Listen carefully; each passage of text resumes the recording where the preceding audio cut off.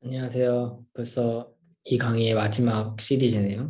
앞에 세 번의 강의에서는 여러 가지 스마일즈 기반 그래픽 기반의 딥러닝 모델들에 대해서 설명을 드렸는데, 마지막 강의에서는 이것과 좀 결합할 수 있는 이제 부가적인 기술들, 그리고 여러 가지 사례들을 좀 보여드리고 싶었는데, 그 중에서도 가장 대표적인 사례인 이제 젠틀이라는 이실리콘 매디슨에서 만든 모델을 설명해 드리고, 그 모델에 갖는 의의와 또 한계에 대해서 설명을 해드리면서 강의를 마치려고 합니다. 컨텐츠는 크게 세 파트로 나눌 수 있을 것 같습니다.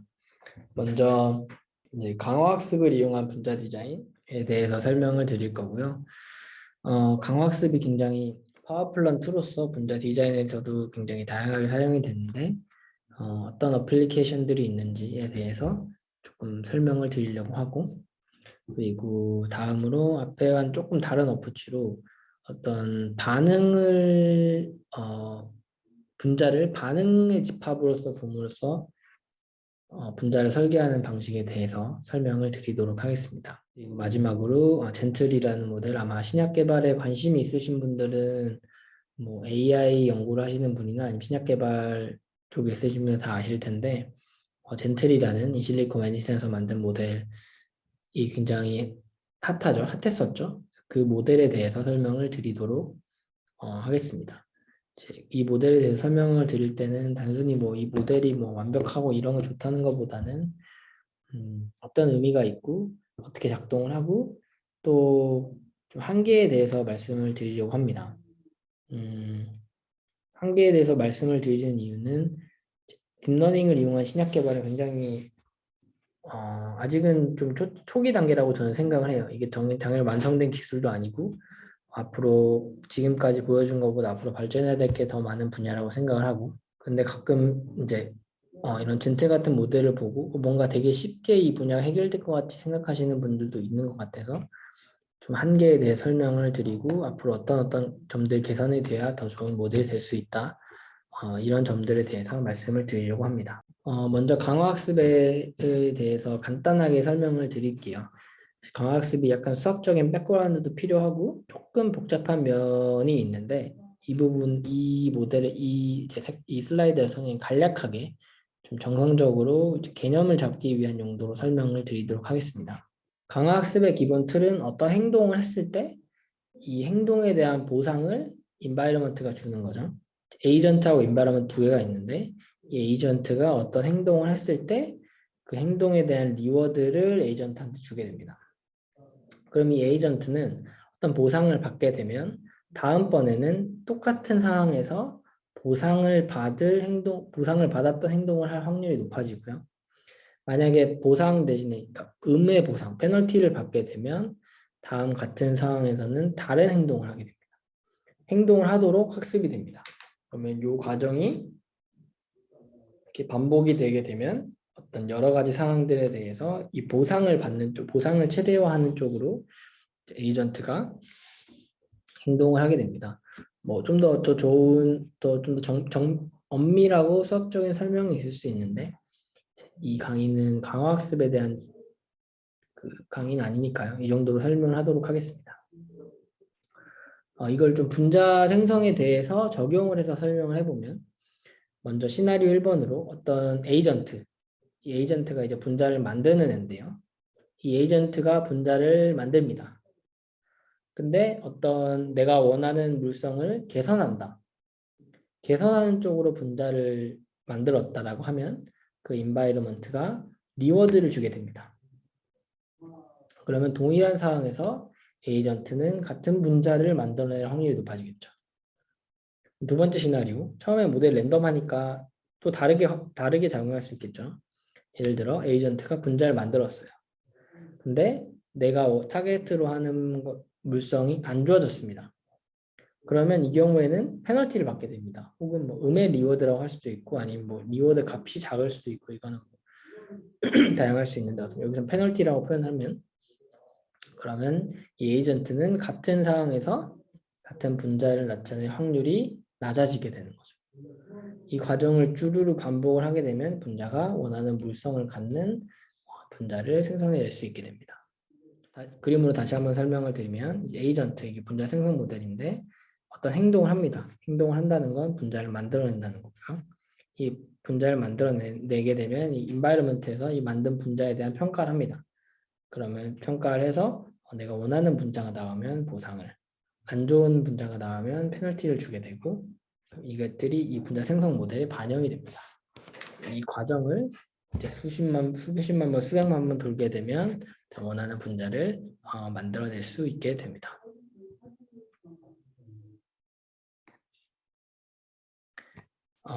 강화학습을 이용한 여러 가지 모델이 있는데 이제 이 강의에서는 이 논문에 나온 모델을 가지고 설명을 드리도록 할게요. 요 이제 에이전트 분자 생성에 사용한 것은 이제 저희가 첫 번째 강의에서 이제 사용했던 랭귀지 모델, 랭귀지 모델을 활용한 그 베리에이션 오토 인코더 기반 모델을 사용하게 됩니다. 제가 조금 잘못 설명드렸는데 베리에이션 오토 인코더가 아니라 랭귀지 모델의 어떤 생성 모델을 사용하게 됩니다. 그리고 이제 분자는 시퀀스로 표현을 하게 되고요. 그럼 이 시퀀스로 표현된 분자를 이 제너레이터가 생성을 하게 되고 어떤 물성을 예측하는 모델이 있습니다. 이것도 이제 딥러닝 모델인데요. 이 물성을 예측하는 모델에 물성을 예측을 하고요. 그럼 물성을 예측한 것이 내가 원하는 방향으로 분자가 만들었으면 리워드를 주고 아니면 페널티를 줍니다. 이 연구에서는 이제 그 랭귀지 모델을 사용을 했지만 여기 부분은 사실 어떤 모델인지 이론적으로는 가능합니다. 뭐 저희가 세 번째 강의에서 배웠던 분자 그래프 기반 방법도 되고요. 뭐 골격 기반도 당연히 되고 뭐 3차원 링커 디자인 같은 모델도 되고 이론적으로 어떤 모델들인지 사용될 수가 있습니다. 좀 더 세부적으로 보면 그 제너레이터 부분, 그러니까 이 에이전트 부분에 대해서 먼저 보면 첫 번째 강의에서 한번 설명을 드렸으니까 좀 더 간략하게 설명을 드리면 학습을 할 때는 이제 스타트 코돈으로부터 어떤 예측이 되고 이 예측된 캐릭터가 진짜 캐릭터, 그러니까 우리가 학습할 때 사용했던 트레이닝 데이터와 같도록 학습이 됩니다. 두 번째 사이클에서는 이 생성된 것을 넣어서 두 번째 정답 캐릭터가 나오도록 세 번째, 네 번째 이렇게 쭈루루루루 학습이 되게 됩니다. 그리고 생성을 할 때는 이제 스타트 코돈을 인풋으로 넣게 되고 캐릭터가 아웃풋 나오면 그걸 다시 다음 셀에 넣어서 다음 캐릭터를 샘플링하고 이 과정을 쭈루루 반복해서 그 엔드 사인이 나올 때까지 반복을 하게 되고요. 엔드 사인이 나오면 이 앞에까지를 스마일즈로 사용을 하게 됩니다. 그다음에 이제 프로퍼티를 예측하는 이제 모델도 있어야겠죠. 그러니까 예를 들면 뭐 프로퍼티 예측할 수 있는 모델이 있어야 리워드를 줄 수 있으니까요. 그거 같은 경우는 이제 인풋은 스마일즈 스트링, 동일하게 스트링을 사용을 하고 인풋 레이어, 인풋 LSTM 레이어를 이용하고 LSTM에 나온 것들을 이제 댄스 레이어, 플리커니티 레이어들을 이용을 해서 최종적으로 분자 물성을 예측하도록 만들어져 있습니다. 이 부분은 뭐 크게 다른 건 아니고 일반적으로 사용되는 부분이라는 걸 보시면 됩니다. 그래서 결과를 보시면 이 모델에서는 다양한 물성을 대해서 최적화가 가능한지를 테스트해 봤는데요. 먼저 첫 번째로 멜팅 포인트 보시면 이게 이제 학습한 분자들의 분포입니다. 그다음에 멜팅 포인트를 높이도로 학습을 했을 때는 빨간색 분포처럼 나오고요. 멜팅 포인트를 낮추도록 학습을 했을 때 이런 파란색 분포가 나옵니다. 보시면 높이고자 할 때는 분포보다 약간 오른쪽으로 시프트하고 분포를 내리고자 할 때는 약간 왼쪽으로 시프트하는 것을 알 수가 있습니다. 파티션 코에피션트 같은 경우도 내린다고 했을 때 이 분포가 왼쪽으로 시프트한 것을 볼 수가 있습니다. 그다음에 벤젠 분자의 링의 개수라고 했을 때 이것을 이게 이제 베이스라인이라고 생각하면 여기서부터 오른쪽으로 시프트한 걸 알 수가 있죠. 이제 벤젠 링 같은 경우는 이제 정수니까 2.5 벤젠 링은 없으니까 이렇게 좀 울퉁불퉁한 모양을 띠게 됩니다. 그 다음에 잭2 이니비션에 대해서 PICPT도 이렇게 최대화했을 때 최소화했을 때를 보면 최대화했을 때 오른쪽으로 시프트하는 걸 볼 수가 있고요. 최소화했을 때는 이제 분포가 조금 더 왼쪽으로 피크 위치는 거의 그대로지만 왼쪽에 이니비전 값이 작은 부분에 그 분자들이 생긴 걸 알 수가 있고요. 그 다음에 그 서브스티튜언트 개수도 이렇게 그 최대화를 시키게 되면 분포가 오른쪽으로 이동하는 것을 알 수가 있습니다. 이 논문에서는 강화학습을 이용을 해서 굉장히 다양한 물성들을 조절할 수 있음을 보여주었습니다.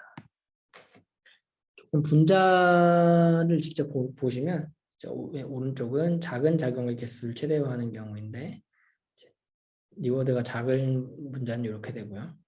주르르르 학습이 진행됨에 따라서 탑스위치도 굉장히 큰 이렇게 뭐 지금 작용기가 굉장히 많이 붙어 있죠. 거의 붙을 수 있는 데는 거의 다 붙어 있는 것 같은데 이런 작용기가 큰 분자들이 만들어졌고 그다음 벤젠 고리 개수를 늘리는 과제에서도 뭐 이렇게 리워드가 작은 학습이 조금 되었을 때는 제 링들이 굉장히 몇 개 안 붙어 있는데 학습이 진행될수록 뭐 하나, 두 개, 네 개, 뭐 다섯 개 이렇게 쭉 해서 굉장히 많은 링이 붙어 있는 것을 알 수가 있습니다. 또 이 논문에서는 이제 흥미롭게도 그 아래는 GRU 셀에 대한 분석도 했는데요. 이 탄젠트 H 액티베이션 값을 이용을 해서 딥러닝 그 모델을 어느 정도 해석할 수 있음을 보여주었습니다. 탄젠트 H 그 벡터 중에서 여러 가지 뉴런들이 있을 텐데 이 사람들의 분석에 따르면 그 뉴런들이 어떤 거는 어떤 케미컬이 센서블한 그룹을 디텍팅 하더라. 그러니까 이런 그룹이 나타났을 때 액티베이션 되더라. 그리고 어떤 그룹은 신테릭 그룹스, 예를 들면 뭐 스마일즈의 뭐 1, 2 같은 좀 문법을 나타내는 기호들이 있는데 이런 기호들이 나왔을 때 활성이 되더라. 이런 것들 나눠주어서 볼 수가 있었습니다. 그림이 조금 작아서 잘 안 보실 수가 있는데요. 먼저 이제 케미컬리 센서블 뉴런 같은 경우에는 카보닐 그룹이 나오면 이제 빨간색 1에 가까운 값이 나오게 됩니다. 다른 데는 거의 다 파란색이다가 카보닐 그룹이 나오면 산소에서 굉장히 큰 값이 나오게 되는 걸 볼 수가 있고요. 그다음 여기선 옥시즌이 오히려 디액티베이션, 여기는 액티베이션 있죠. 어떤 뉴런은 이제 그 카보닐 그룹에서 액티베이션 되고 어떤 뉴런은 카보닐 그룹에서 디액티베이션 되는 것을 이 논문에서 확인을 하였습니다. 또 이제 또 어떤 뉴런은 아로마틱 모이티, 예를 들면 뭐 벤젠 같은 것들이 나오면 이렇게 빨간색으로 크게 빨간색 값이 나오고 아로마틱이 아닌 그룹에선 파란색이 나오다 아로마틱인 그룹에선 빨간색이 되고 이런 패턴들이 보이는 것을 이제 논문에서 보여줬고 또 아로마틱 모이티 중에서 디액티베이션, 여기는 액티베이션 되는 거였다면 이제 디액티베이션 되는 뉴런들도 있다는 것을 보여줍니다. 또 헤테로사이클릭인 같은 경우에 이렇게 액티베이션 되고 디액티베이션 되는 그런 뉴런들이 있음을 보여주었습니다. 그다음 신테틱 뉴런들에서는 여기 보시는 것처럼 어떤 특정한 기호에서 이렇게 활성화되고 디활성화되고 이런 값을 보이는 것을 보여주었고요. 예를 들면 브라켓 그 뒤에서 이제 액티베이션이 되는 경우가 있었고 분자의 끝에서 이렇게 액티베이션 되고 디액티베이션 경우도 있었습니다. 물론 사실 딥러닝이라는 게 굉장히 복잡해서 이렇게 항상 명확하게 해석이 되는 건 아니에요. 이 경우를 이렇게 해석이 되는 경우도 있고 아닌 경우들도 있을 텐데 어쨌든 좀 흥미롭게도 이제 탄젠트 H 액티베이션 값을 분석을 해보면 조금 우리가 해석할 수 있는 방향이 보이는 경우들도 있더라라고 이해하시면 좋을 것 같습니다. 다음으로 이제 이 생성된 분자들을 이제 클러스터링을 해봤는데요. 잭2에 대해서 클러스터링을 해보는 결과 PIC50, 이제 파란색하고 이제 빨강색으로 나눠지는데 PIC50을 기준으로 분자들이 클러스터링 되는 걸 볼 수가 있었습니다. 예를 들면 이 파란색은 이제 활성값이 낮은 분자들인데요. 이 분자들이 이렇게 모여 있고 빨간색 분자들, 활성값이 높은 분자들이 또 이렇게 클러스터링이 되는 것을 이 논문에서 확인할 수가 있었습니다. 다음으로 설명드릴 모델은 이제 화학 반응 기반 분자 생성 모델입니다. 딥러닝으로 만든 분자들이 종종 합성이 불가능한 이슈들이 종종 있습니다. 아무리 유용한 분자들이어도 이 분자를 합성할 수가 없으면 별로 쓸모가 없겠죠. 그래서 이런 것들이 종종 한계로 지적이 되는데 이런 문제를 극복하기 위해서 제시된 방법 중에 하나가 화학 반응 기반 분자 생성 모델입니다. 이제 우리가 분자를 뭘로 보느냐에 따라서 적용한 모델들과 분자를 생성하는 알고리즘이 달라지는데 이 모델에서 분자는 사전에 정의된 리액턴트와 리액션으로 보았습니다. 그러면 이렇게 분자를 정의하게 되면 분자를 생성하는 것은 리액턴트하고 리액션을 고르게 되는 건데요. 우리가 리액턴트하고 리액션은 사전에 정의된 풀에서 고르게 됩니다. 그렇게 되면 항상 생성한 분자 생성하게 되면 리액턴트하고 리액션이 나옵니다. 리액턴트하고 리액션은 우리가 사전에 정의된 거기 때문에 이것들을 알게 되면 우리가 이 분자를 합성할 수 있는 거죠. 즉 분자를 디자인함과 동시에 합성 패스도 나오게 됩니다. 이제 요 그림을 이제 대략적으로 보면 이제 어떤 스타팅 분자가 있으면 반응을 고르게 되고 리액턴트를 고릅니다. 그러면 이 반응과 리액턴트를 보면 다음 프로덕트가 나오겠죠. 그다음 이 과정을 주르륵 반복을 해서 최종적인 분자를 만들게 됩니다. 우리가 합성 가능한 스페이스에서 분자를 찾기 때문에 생성한 분자들은 합성 가능성이 그렇지 않은 다른 방법들에 비해서 높아지게 됩니다. 물론 여기서 리액턴트하고 리액션을 잘 정의하는 것이 굉장히 중요합니다. 특히 리액션을 잘 정의하는 게 중요한데 어떤 리액션들은 굉장히 센서티브하게 옆에 어떤 분자들이 붙느냐에 따라서 반응이 가고 안 가고가 달라지는 경우들이 있습니다. 그런 템플릿들은 이런 어프로치를 사용하기 좀 힘들고요. 이런 어프로치를 사용하기 위해서는 어떤 템플릿과 리액턴트의 조합만 맞으면 반응이 쉽게 가는 그런 좀 쉬운 반응 위주로 템플릿을 만들어야지 이 어프로치가 잘 작동하게 됩니다. 이 모델을 개발하는 데 있어서 몇 가지 이슈와 그걸 어떻게 해결했는지로 설명을 드리면 먼저 리액턴트 개수가 굉장히 많다라는 문제가 있습니다. 이제 그 두 번째 강의에서 프래그먼트 기반 방법을 설명드릴 때 한번 언급한 적이 있는데 뭔가 선택을 할 때 수십만 개 중에 하나를 고른다는 건 굉장히 많은 경우의 수가 있는 거거든요. 그러면 잘못 골라질 확률도 높고 이것을 뭔가 그냥 심플 클래시피케이션을 하면 메모리나 이제 파라미터 개수도 굉장히 많아지고 단순 계산했을 때 뭐 100만 번 해도 50만 개 경우의 수가 있으면 한 경우에서 두 개밖에 못 보는 거니까요. 평균적으로 해도. 그래서 이걸 줄이기 위해서 어떤 식으로 했냐면 먼저 템플릿을 고르게 되고 이 템플릿이 적용 가능한 리액턴트만을 선별했습니다. 아까 말씀하신 대로 템플릿하고 리액턴트 패턴이 맞아야지 앞으로 갈 수 있기 때문에 이걸 고르게 되고 만약 이렇게 하지 않으면 사실 처음에는 이 모델이 학습하기 전에는 리액턴트하고 리액션을 랜덤하게 고르겠죠. 그럼 앞으로 그 진행되는 화학 반응이 너무 개수가 적기 때문에 학습이 비효율적이 됩니다. 즉 뭐 100번 시도를 했는데 뭐 99번은 반응이 갈 수 없는 리액턴트와 리액션이 선택이 되면 뭐 할 수 있는 게 없으니까요. 근데 두 번째로는 어떤 리액턴트를 벡터로 표현해내고 이 아웃풋으로 어떤 벡터를 예측합니다. 그리고 이 벡터하고 가장 가까운 리액턴트들을 몇 개 뽑아서 진행을 하는 거죠.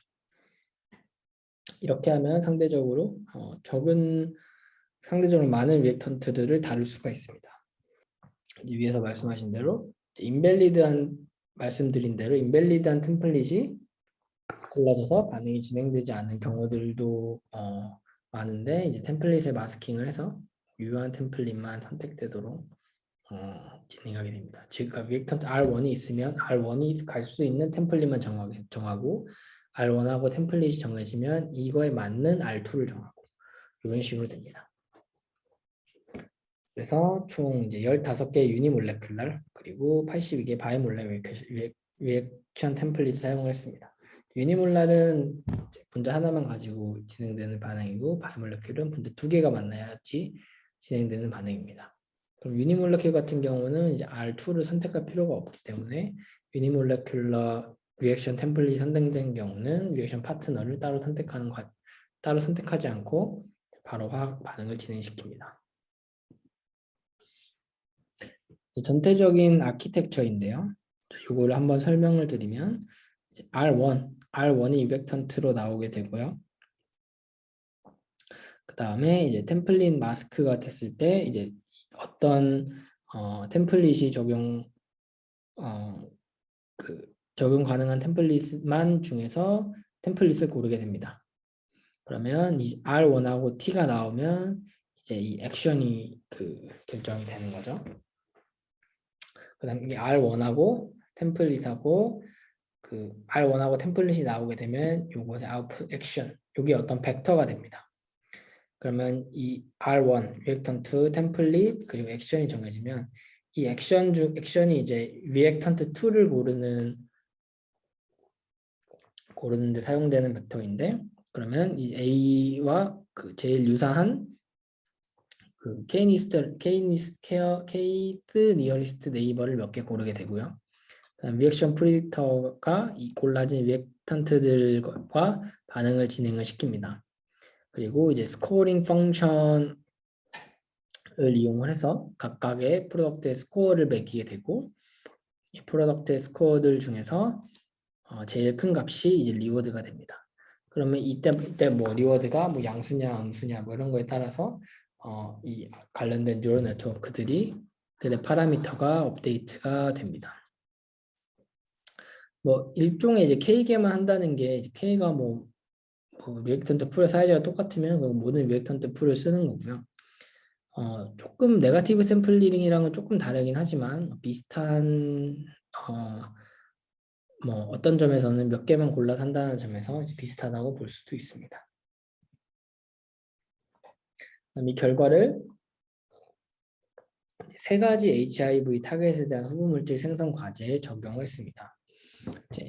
세 가지 타겟은 CCR5, 이거는 HIV 바이러스가 타겟 셀을 인식하는 데 사용되는 프로틴이고요. HIV INT는 그 바이러스의 DNA를 프로세싱하고 이제 스트랜드 트랜스퍼 하는데 사용되는 단백질이고요. HIV RT는 단일 가닥의 바이러스 RNA를 더블 스트랜드 DNA로 바꾸는데 사용되는 단백질입니다. 먼저 여기 모델에서 이제 스코어링을 매기잖아요. 이 스코어링은 이제 이 강화학습과 별개로 어떤 레이블된 데이터로부터 학습을 하게 됩니다. 그리고 세 가지 데이터셋에 대해서 학습을 하게 되고 R스퀘어 값하고 mean absolute error 값을 계산해 보게 되고요. 뭐 평균적으로 뭐 R스퀘어가 뭐 이 정도 나오니까 꽤 나쁘지 않은 모델이라고 볼 수가 있습니다. 그래서 일단 5가지 물성을 이제 최적화시켜 봤는데요. QED 여기가 이제 모델이고 물성 5개인데 QED하고 로그피, 이건 약물 가능성, 로그피는 이제 파티션 코에피션트, 배가 많이 본 물성이고, RT랑 INT, CCR5가 HIV 관련된 3개 타겟에 대한 활성도입니다. 보시면 이제 기존 5개 모델에 비해서 PGFS가 굉장히 좋은 성능을 보여주는 것을 알 수가 있습니다. QED 같은 경우는 뭐 기존 모델과 거의 같은 성능을 보여주고 로그피는 굉장히 높은 값을 보여줍니다. 뭐 다른 것들이 6에서 10, 뭐 20 정도인데 반해 PGFS는 35까지 값을 올릴 수가 있었고, RT, INT, CCR5도 기존 모델들에 비해서 더 개선된 성능을 보여줄 수가 있었습니다. 그리고 또 랜덤 서치, 그러니까 이제 리액턴트 템플릿하고 이제 파트너 리액턴트를 랜덤하게 고를 수가 있을 텐데요. 이것들에 비해서 성능이 얼마나 좋은지를 이제 비교해봤습니다. 이 파란색이 이제 랜덤 서치고, 이 노란색이 이제 강학습을 이용한 것인데요. 타임 스텝이 지날수록 이게 강학습 성능이 올라가는 걸 볼 수가 있고, 꾸준히 랜덤 서치보다는 좋은 성능을 보여주는 걸 알 수가 있습니다. 즉, 이 모델이 랜덤하게 그냥 붙여가면서 디자인하는 게 아니라 뭔가 패턴을 파악을 해서 어떤 리액턴트를 고르고 어떤 템플릿을 골라야 더 좋은 분자가 나오는지를 학습했다라고 볼 수가 있습니다. 이제 분포를 보게 되면 이제 랜덤 서치가 파란색 분포를 보여주고요. 강학습이 주황색 분포를 보여주는데요. 그 최대화시키는 문제니까 오른쪽 분포가 가 있을수록 모델이 더 성공적으로 작동했다는 걸로 의미를 하는데 강학습이 랜덤 서치보다 분포가 오른쪽에 있는 걸 알 수가 있죠. 즉 생성된 분자들의 활성값이 예측된 활성값이 랜덤 서치를 수행하는 것보다 더 좋았다라는 것을 알 수가 있습니다. 분자도 실제로 좀 보면 왼쪽에 있는 게 이제 CCR5 타겟에 대해서 이 딥러닝 모델로 이제 디자인한 분자이고요. 오른쪽이 이 분자와 학습셋에 있는 것 중에서 제일 유사한 분자인데요. 보시면 이제 예측 PIC 값이 굉장히 9로 이제 높은 값이 나오고 새로운 분자, 그 학습과 똑같은 분자가 나오면 큰 의미가 없잖아요. 네, 학습 때 사용한 분자는 굉장히 다른 독특한 분자를 유니크한 분자를 만들어내는 것을 알 수가 있습니다. 그다음 이 분자에 대해서도 이제 그 반응을 좀 보면 이제 먼저 R1 요거는 이제 우리가 선택을 인풋을 주는 거니까요. 이 분자가 있고 이 분자하고 리덕티브 아미네이션 케톤이라는 반응을 통해서 반응과 이 R2라는 리액턴트가 정해져서 이 중간 인터미디에이트 프로덕트가 나오고요. 그다음 이 프로덕트의 예측 성능은 한 8.25 정도 됩니다. 그다음에 윌리엄슨 이서포메이션이란 반응과 요 R2라는 리액턴트를 이용해서 이 최종적인 프로덕트가 나오고 이 프로덕트의 예측 성능은 한 9.05 정도 됩니다. 이상으로 화학물 반응 기반 반응을 활용한 그 분자 생성 방법에 대해서 설명을 드렸고 다음으로 이제 젠틀이라는 모델에 대해서 설명을 드리겠습니다. 벌써 이 논문이 나온 지도 거의 2년이 다 돼가네요. 제가 학예할 때 이 논문이 나왔었는데 그 당시에 굉장히 센세이셔널 했던 걸로 많은 분들이 굉장히 이 논문에 큰 관심을 보였던 것으로 기억을 하고 있습니다. 이 논문은 이제 인실리코 메디슨에서 발표한 논문인데요. 이 논문의 골자는 딥러닝을 이용해서 46일 만에 후보 물질을 노출했다는 데 있습니다. 대략적인 과정을 어떤 식으로 진행했는지를 보면 먼저 우시 앱텍이라는 회사에서 타겟을 정해주고요. 타겟은 이제 DDR1이라는 카이네이즈 타겟입니다. 다음 7일 동안은 일종의 스터디라고 볼 수 있는데요. 이 분자와 관련된 컴파운드들을 모으고 구조 데이터 이런 것들, 그나 IP 데이터 이런 것들 모으고 전처리하고 아웃라이어 제거하고 이런 과정을 7일 동안 진행을 합니다. 그 다음에 12일 동안이 이제 모델을 이제 학습하는 시간인데요. 모델을 학습하고 분자를 생성하고 강화 학습에 따라서 어떤 리워드를 줄지 리워드를 정하고 이런 과정입니다. 그래서 사실 이 과정까지가 이제 딥러닝 모델을 만든 과정이고요. 그 다음은 이제 딥러닝 모델로 만든 것들 이제 필터링을 해야겠죠. 그래서 디스크립터 계산을 하고 그 다음 MCF 어떤 이상한 뭐라고 할까요? 이상한 작용기들 이런 거 제거하고 클러스터링하고 다양한 분자를 뽑아내고 벤더 확인하고 그 다음에 코이만 분석하고 RMST 쌍문 분석까지 이틀 동안 하게 됩니다. 여기까지가 사실상 컴퓨터의 역할이고요. 그 다음에는 이제 실험을 수행한 건데 사실 실험 수행도 이 기간 했다는 것도 좀 인상적인 점들 중에 하나입니다. 합성하고 활성 제구 여러 가지 실험하고 이런 것들 20일 동안 해서 총 46일 만에 후보 물질 도출을 하게 됩니다. 이게 오른쪽에 보이는 게 최종적으로 확인된 후보 물질입니다. 먼저 이 모델에 대해서 간략하게 모델에 대해서 설명을 드리는 게 좋을 것 같아요. 이 모델의 기본 골격은 이제 베리에이션 오토인코더를 이용해서 레이턴트 스페이스를 만듭니다. 그러니까 요만큼만 떼어놓고 보면 우리가 일반적으로 쓰는 VA랑 동일한데요. 여기다가 이제 리워드를 주게 됩니다. 여기서 어떤 분자를 넣어서 이 레이턴트 스페이스 디코더 넣어서 분자를 만들게 되고 이 세 가지 SOM에 따라서 리워드를 주게 되고 이걸 다시 업데이트하게 됩니다. 이때 이제 보는 거는 스페시픽 카이네이즈 SOM 어떤 내가 관심 있는 타겟이죠. DDR1에 대한 카이네이즈 SOM 그 다음 제너럴 카이네이즈는 카이네이즈 굉장히 종류가 많잖아요. 이런 일반적인 카이네이즈들에 대해서 작용을 하는 분자들의 SOM을 만들고요. 그다음 트렌딩 SOM은 이제 특허에 관련된 것입니다. 그래서 이 세 개를 이용해서 리워드를 주게 되고요. 이 SOM에 대해서는 조금 더 자세히 설명을 드리도록 하면 어떤 머신러닝 기법인데 이거 분자가 예를 들면 뭐 100개가 있다라고 하면 이 100개를 일종의 클러스터링을 해서 이 2D 그래프 뭐 3D 수 있는데 2D 그래프 상에다가 매핑을 합니다. 그러면 뭐 예를 들면 100개의 분자가 어떤 클러스터링이 되어 있다라고 하면 뭐 100개의 분자 중에 레이블이 1이고 0인 애가 있다고 하면 1인 애들이 많이 모이는데 혹은 뭐 0인 애들이 많이 보이는데 이렇게 나올 수가 있고 혹은 1인 애들만이라고 하면 1인 애들만 이렇게 찌르륵 찍히겠죠. 먼저 첫 번째가 이제 트렌딩 SOM인데 트렌딩 SOM 보면 화살표가 이렇게 되어 있습니다. 트렌딩 SOM은 우리가 이제 그 연도별로 IP 데이터들을 모읍니다. 그렇게 해서 IP 데이터들을 모아서 이런 SOM 맵을 그리면 이 연도에 따라서 그 분자가 매핑되는 위치가 달라지는 거죠. 그래서 이런 트렌드가 보이더라, 오동하는 트렌드가 보이다라는 의미에서 트렌딩 SOM이라는 거고요.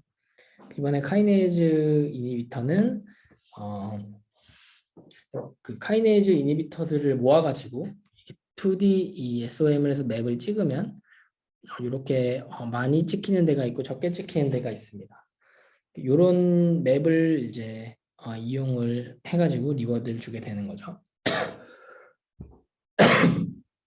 그다음 C는 노 카이네이즈 이니비터. 카이네이즈가 이니비터들이 아닌 애들은 이런 데 찍히게 됩니다.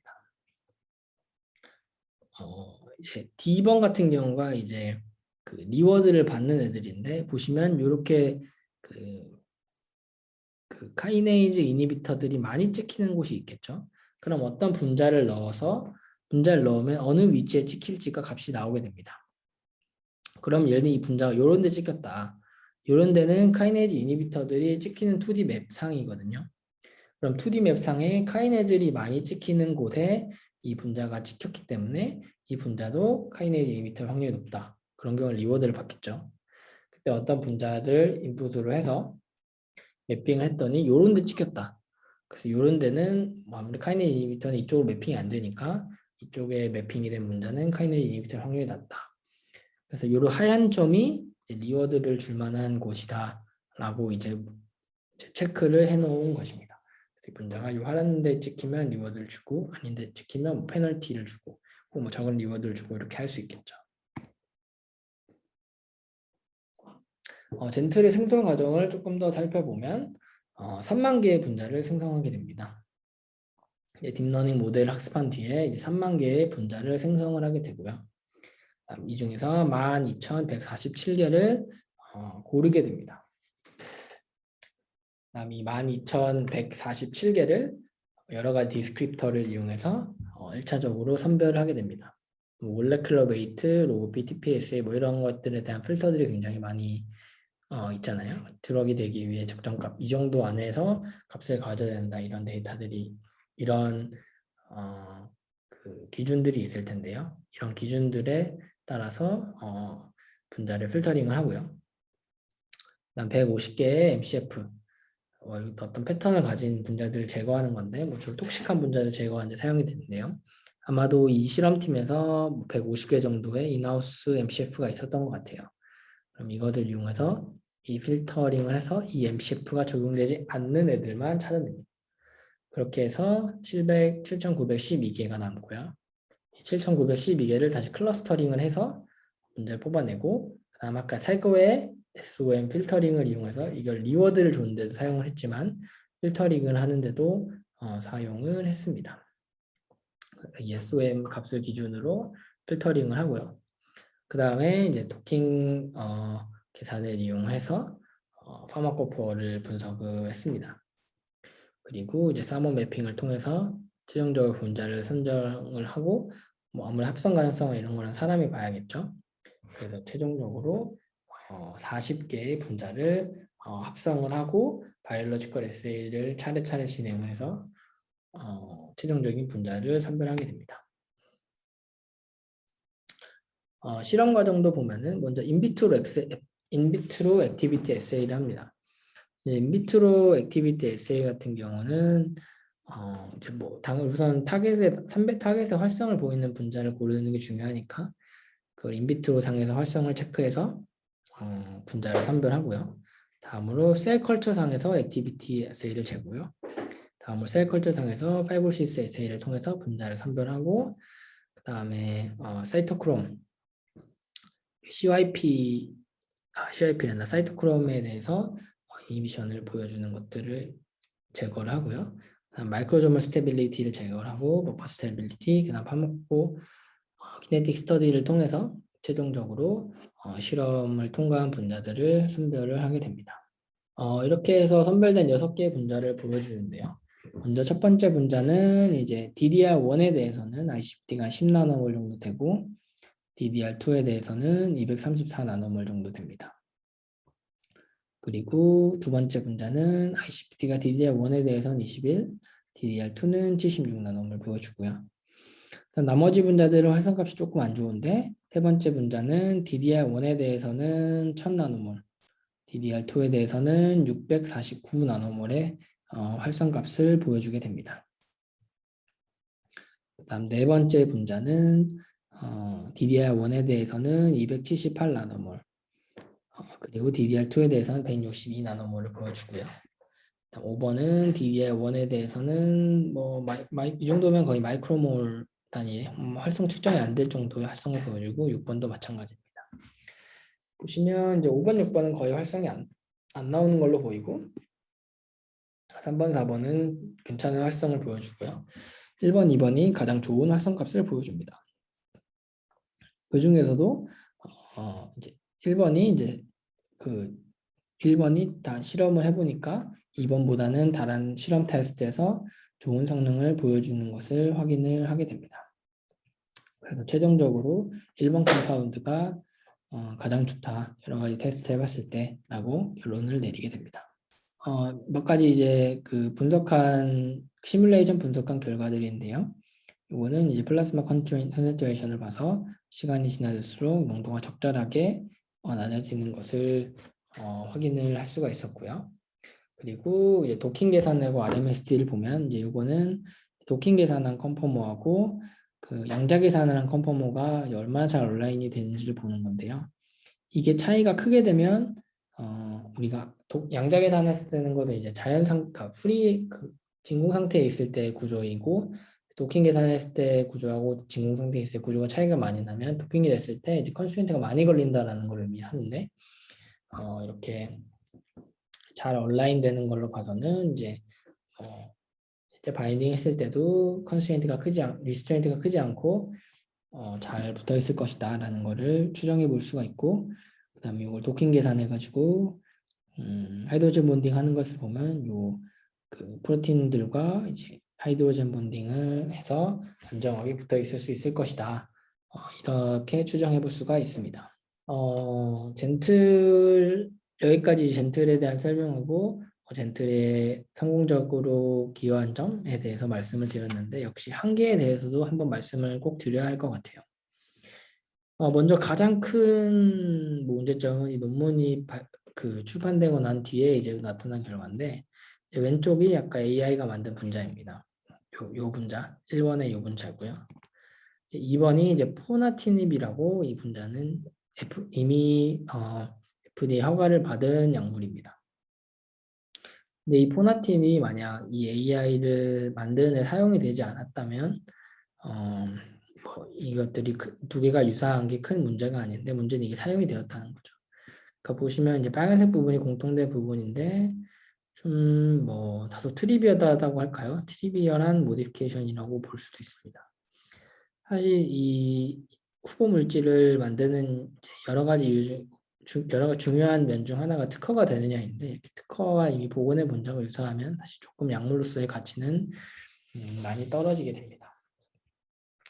즉 이러한 그 결과로 봤을 때 어떤 노블 타겟 약물 데이터가 없는 경우에 대해서는 아마도 이 모델이 잘 작동하지 않을 거다라고 생각을 해볼 수가 있고요.